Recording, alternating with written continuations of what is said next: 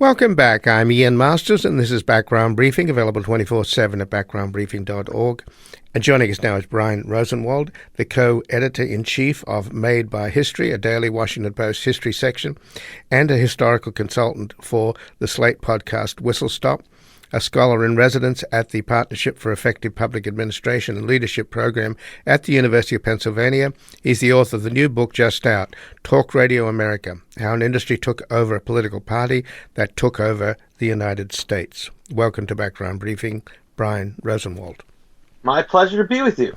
Well, thank you, Brian, and I thank you for your book, because I've been trying to figure out how it is that the GOP, the Republican Party, the party that used to be the party of William F. Buckley, became the party of Jerry Springer, and you've filled in the blanks. Yeah, I mean the big conduit is a guy named Rush Limbaugh, who in many ways is the leader of the Republican Party, or the most important figure in the Republican Party today, and has taken over from Buckley. In that Buckley pictured himself as an intellectual, as the sort of conservatives' leading intellectual voice, and Limbaugh was an entertainer, and he was out to do a good show, and that really changed the content that conservatives were getting. But it's you date this change, and you say that America's long road to the Trump presidency began on August the 1st of 1988, when the heads of AM radio executives, they were worried about the future of AM radio, and they stumbled into this format, finding this former disc jockey, Rush Limbaugh. And we know the effect it's had. Basically, this concept that Limbaugh pioneered has been copied by cable news and digital media, and it's all pretty evident that we have this kind of, in the universe of discourse, you just have, these equal and opposite black and white opinions, and it's siloed people. Liberals get their information from MSNBC, conservatives from Fox, Christians from Christian broadcasting. And what is really concerning is that there is no consensus in this country anymore about what is true and what is real. And this war on reality has taken over, in the sense with Trump being the standard bearer of the war on reality. So I see it as being incredibly detrimental. I agree with that. I think that what we forget too often is that these talk radio hosts and cable news hosts are entertainers. They're not trained journalists. They don't purport to be, unless someone accuses them of not being. When someone says to Sean Hannity, well, you're just a talk show host or an entertainer, he gets angry about that, because part of the shtick, part of how you hook your viewer and your listener in, is by saying, look, you've got to tune in every day or you might miss something. But, I think that what you've got is a situation where facts have been forgotten. Facts are not, we don't have one common set of facts upon which to debate issues. We can't have a discussion over issues and really understand. You can't debate something if you don't have a common basis of fact, right? We can't sit here and talk about healthcare policy if I say, well, the goal is to get everybody covered and that's what we have to focus on, and someone else says, well, what matters is saving costs or something like that. It's probably not a great example, but you have to have a basis in fact. You have to at least agree, on what is going on. And these folks are incentivized through the need to entertain, the need to engage an audience, the need to give the audience what it wants, to not worry about facts. And then on the left, you have a very different media infrastructure. People are watching MSNBC, they are listening to NPR or to other public radio kinds of shows. They are listening to podcasts like Pod Save America. And it's almost like we're on different planets. Well, let's go back a little to August the 1st of 1988, when this phenomenon began. And as your book points out, the long road to Trump's presidency began. But surely getting rid of the fairness doctrine under President Reagan, wasn't that a necessary precursor? And it was about the same time that Rupert Murdoch got his citizenship in a private ceremony in the Reagan White House. So is there a connection there? In other words, the fairness doctrine, which developed during the FDR's tenure, after the poisonous attacks on FDR by Colonel McCormick and others, basically what it said is if you own a media asset, a media broadcaster, and you want to use that as your private political soapbox, then you have to offer equal and opposite time to the opposing point of view.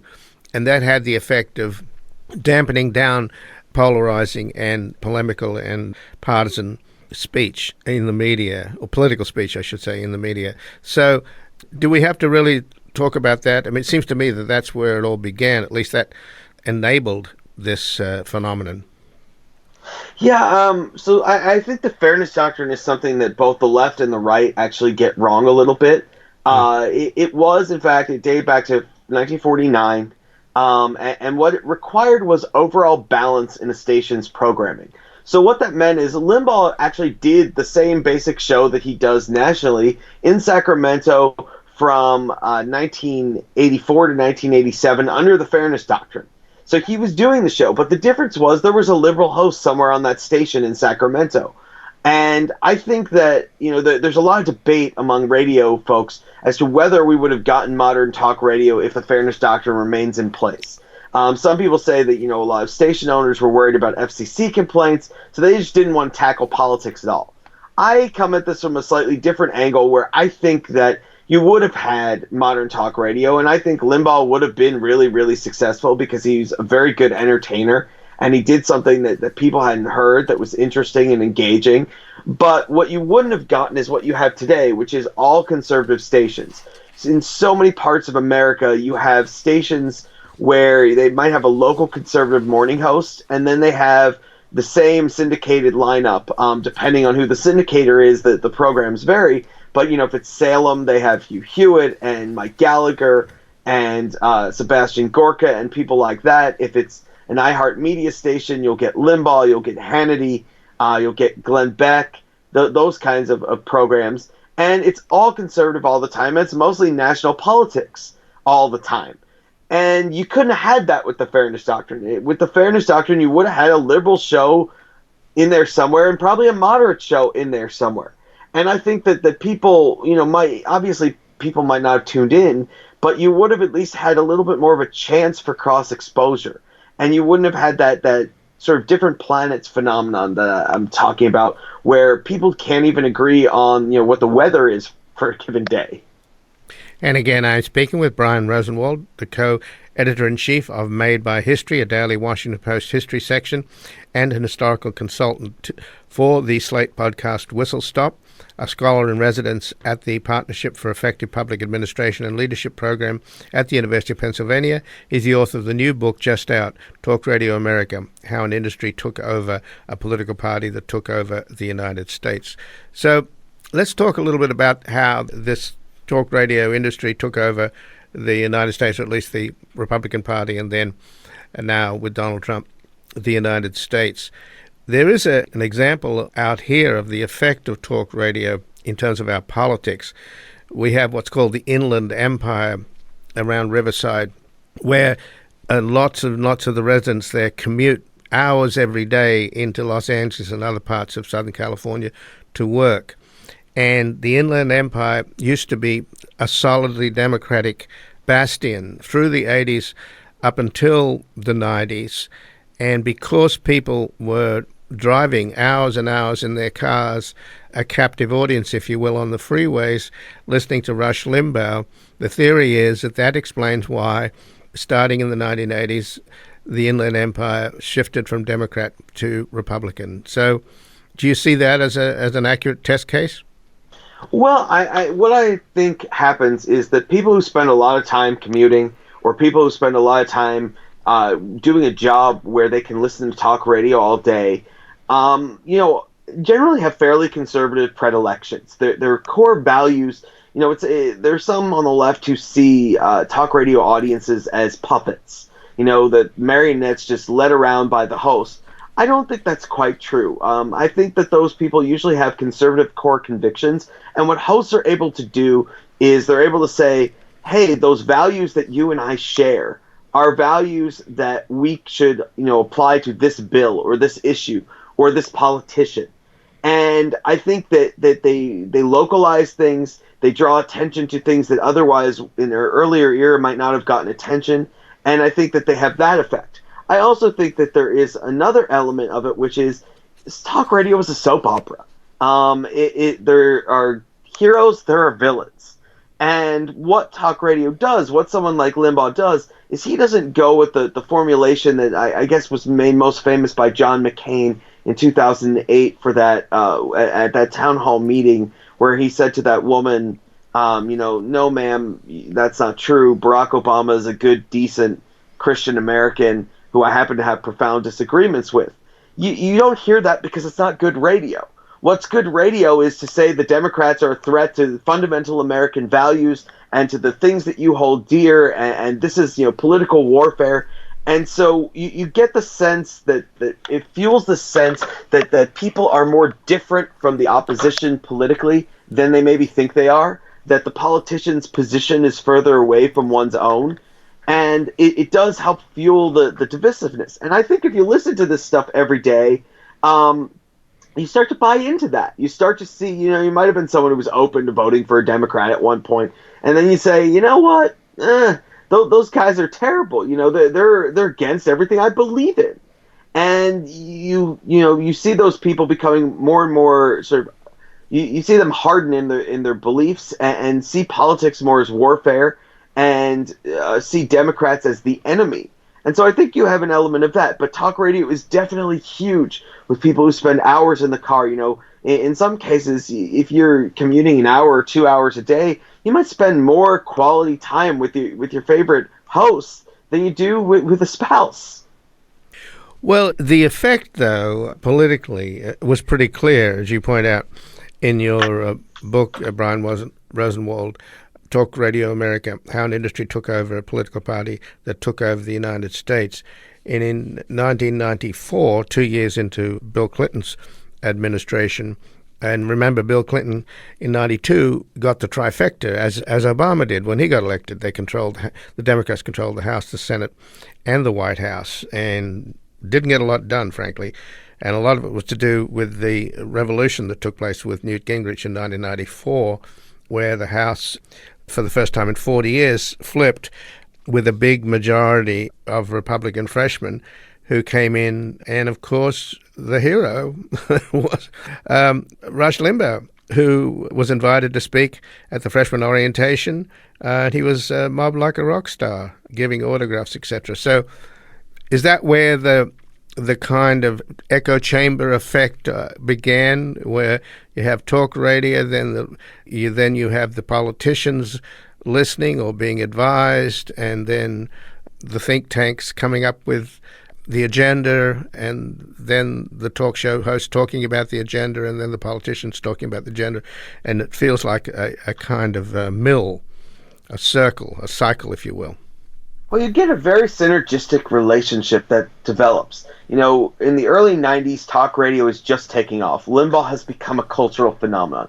They are pumping his show in at restaurants, in markets across America. They called them rush rooms because he was such a big cultural phenomenon that people wanted to listen while they were eating lunch. And you're starting to see local hosts. You're starting to see local talk formats take off. And so you get a lot of these local hosts who are just starting their rise. Out there in LA, John and Ken are kind of one of the bigger local duos on KFI. But you get them across the country, and at the same time, you have these Republicans trying to break what seemed to be an unbreakable hold that Democrats have on the House of Representatives. So there's a lot of synergy in 1993 and 1994 because, as you mentioned, Clinton has the trifecta. So everybody from, most of these hosts are conservatives, and Republicans, all they want to do is stop Clinton and get Republicans elected. And this is a moment where there's this remarkable synergy. There's no responsibility for the Republicans to govern. And so the hosts want these guys on the air, and putting them on the air allows them to overcome some of the benefits of incumbency that Democrats have. And everybody's happy. And then you flash forward to 1995, when Republicans take over Congress and they have some responsibility to govern, and the relationship gets a little bit rockier because talk radio is not an arm of the GOP. The goal every day is not to elect as many Republicans possible and enact a Republican agenda. The goal is to do the best radio that they can do every day and put on the best show. And sometimes that involved, beating up on Republicans who were not doing what hosts wanted to see done or listeners wanted to see done. And you start to see tensions rise. And those tensions have grown over several decades. And talk radio is largely beneficial to the GOP, certainly until George W. Bush's second term. And then over the last decade, you've seen it be somewhat detrimental in a lot of ways to Republicans. But let's talk a little bit about how the talk radio phenomenon started by Rush Limbaugh and then borrowed by cable news, etc., has affected the Republican Party. I guess in many ways, the sort of poster boy for that change, certainly more recently, the casualty would be Jeb Bush, who sort of represented the traditional Republican Party, your father's and grandfather's party. And, of course, he got completely rolled over like a deer in the headlights by Donald Trump. But, this whole business about rhinos, Republicans in name only, I find that to be a political phenomenon on both the left and the right. Liberals or progressives usually beat up on somebody that's slightly to the right of them far more than they beat up on the Republicans who, or the Limbaughs who are way to the right of them. And the same seems to be with the Republicans. They beat up on somebody that's slightly to the left of them. And how much would you say talk radio and Limbaugh have contributed to this phenomenon? Massively.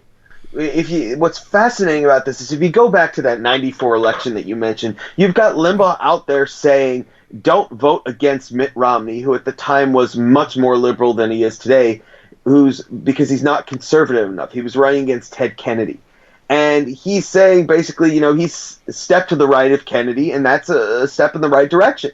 Well, by the mid-2000s, you start to see talk radio and cable news going after moderate Republicans. They never loved them. They'd always criticized them, but now saying, you know what, they're no better than a Democrat. There's no point in having them. They just muddy our brand, and we need to get rid of those guys. And that, you see that sort of during this 2006, 2007, into 2009 or 10, and it ends up costing Republicans a couple of Senate races. And as the moderate Republicans start to die out, the old Rockefeller Republicans who were once so important in both California, but also on the East Coast, in New England, in Pennsylvania, where I'm from, Arlen Specter, John Hines, folks like that, you see those guys start to disappear. And as they disappear, then they start to turn on what I would call mavericks or pragmatic conservatives, people who were largely conservative, but who were not,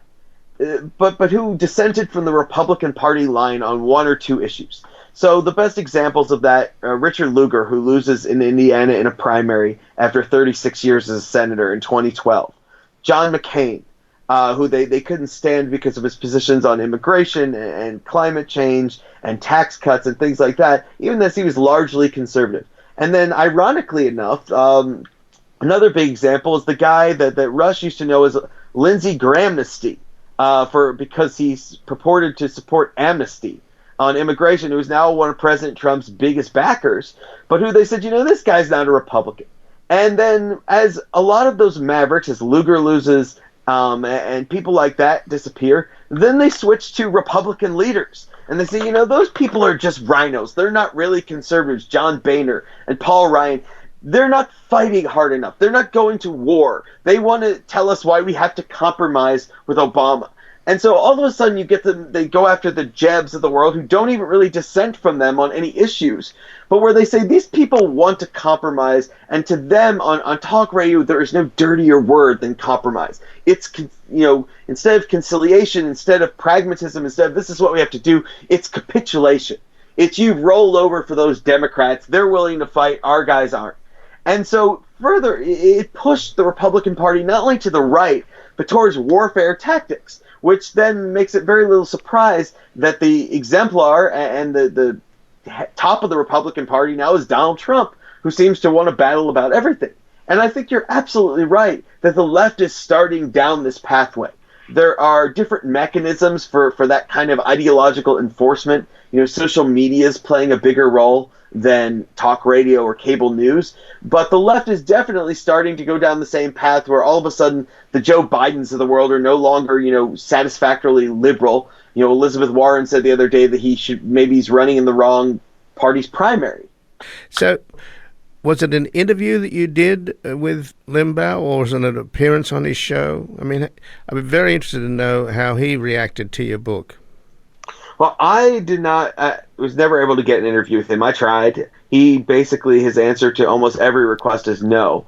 But he has reacted to the book a couple of times after I did CNN segments, where he basically said, this guy gets it. He gets what I'm doing. And that was not the reaction that I necessarily would have expected, but it was incredibly gratifying. People ask me, are you happy about this? Are you not happy about this? And I found it really gratifying because what I was trying to do is present a balanced look at the business. I think anyone who reads the conclusions of the book knows that I share some of your concerns about what this has meant for democracy and governance and gridlock and polarization. But I wanted to share the story of talk radio in a fair way. I wanted to explain how the business works and what people were trying to do. And I think Limbaugh appreciated that someone took the time to pay attention to what he's doing. Someone took the time to understand his show and is trying to present that picture so that people can judge it on its own terms and on its merits. Well, what I find extraordinary about Limbaugh is how many clones he has. Even Vice President Pence was something of a talk radio clone of Limbaugh's, was he not? Although he said he was less caffeinated, I think was the way he described it. But that's, I guess, imitation is the greatest form of flattery, right? Absolutely. And Pence, as I think anyone who's ever heard him give a speech can attest, is certainly not the entertainer that Limbaugh is. And what happened is, if you interview people in the radio business, the one thing you pick up on repeatedly is they say, we're not the brightest lot. We are not the most creative lot. The word lemmings comes up over and over again. And Limbaugh starts to succeed. And instead of people saying, that's because he's an enormously capable, talented entertainer, he's funny and he's doing shtick and bits that people had never heard, and they're laughing even if they disagree with him, many of them said, this is about his conservatism. And they start looking for conservative hosts. And then the first two all-conservative stations, branded as such, start to succeed in first Seattle and then in San Francisco from 91 and 93, and then starting in 94. And as those succeed, the light bulb goes off for a lot of people, a lot of radio executives who say, okay, eureka, the key to success in AM talk radio is all conservative formats. That's what people want. That's what's going to succeed. And so they need even more hosts who lean right. And so you get a lot of people who are more like Vice President Pence, who, they know how to do radio. They can lead into a commercial break. They can read an ad. They can, conduct an interview. But they're certainly not entertainers in the same sense that Limbaugh is. And in fact, many of them have sort of failed because if you can't do a good show, it doesn't really matter if you're conservative. People don't want to listen to something that's boring. And that's really the main goal, and it's how it shapes the political impact as well. Because, they wake up every morning and what a host says is not, how can I help President Trump today? It's how can I hold an audience today? Limbaugh maybe put it best when he said that his goal is to charge confiscatory advertising rates. How can I get the biggest possible audience that's listening for as long as possible and that will allow me to charge, have the best advertising rates out there? And that's what they're trying to do. But many of these people latch on to this idea that conservative radio is the key to success. And there's a lot of people in the radio business who believe in something called format purity, which is best understood in music, where they say, we wouldn't play Beethoven's Fifth on the country music station or, Stairway to Heaven on the country music station. People are tuned in for country music. And they apply that to talk and they say, if you're tuned into the conservative talk station, you don't want to hear liberal. And that's how this becomes this all-conservative product where, there's nary a dissenting viewpoint on most of these stations. Let's just talk a little bit about that sort of echo chamber loop where talk radio basically informs the politician then informs the think tank to get the talking points, which are then amplified by talk radio, and then it goes back to the politician who then implements the agenda. The loop is completely clear with Trump. I mean, it's extraordinary. I think he's on the phone almost every day with Sean Hannity, but how quickly something that happens on Fox and Friends or Breitbart or somewhere like that suddenly becomes policy or becomes a presidential talking point. When Trump sold out the Kurds, one of the more bizarre things he said about the Kurds, who were our allies, and then he turns around and tries to vilify them, and he complains that the Kurds never fought for us in World War II, and they weren't at Normandy. And that was a real head-scratcher, but apparently that was something he read on Breitbart or somewhere like that. So do you see Trump as the sort of exemplifying this kind of feedback loop that I'm talking about, that you've written about? He's exemplifying multiple strands of it. First and foremost, a lot of people thought, well, this guy can't win a Republican primary because he's not a conservative. He had been, pro-choice at one point. He had been pro-gun control. And they said, well, this guy's not a real conservative. He's going to flop eventually. But what they missed was that he sounded so much like talk radio hosts. He was willing to fight back when someone said, well, you can't say that, that how dare you, that's immoral, that's unethical, this, that, the other thing. He says, well, I'm just going to keep saying it. And then when you tell me not to say it, I'm going to punch you in the nose. And that's how hosts have been. And for people who were thirsting for a fighter, who felt like Republicans like Jeb Bush just wouldn't fight for them, they wanted to tell them why they had to cut deals, Donald Trump comes along and he sounds refreshingly, honest and open to fighting for them. And so he exemplifies that. And you're right as well that there is this amazing, he's peeled the curtain back. Republican politicians for going back to 95, and even earlier on the fringes of the party, but going back to 95 at the highest levels, Republicans have these outreach operations that are designed to get information to talk radio, they're designed to get guests on the air, that are designed to sort of put out fires if hosts are saying things that they think are not true and that they need to get them more information. They've always had this communications loop. And it's just been hidden. I think it would surprise a lot of listeners how often Rush Limbaugh has talked to leading Republicans over the years, because usually, unless we're talking about presidents, it tends to remain submerged. And behind the scenes, he takes information, he factors it into what he's saying on the air, but he's not having people on as guests. But with Donald Trump, it's become so obvious.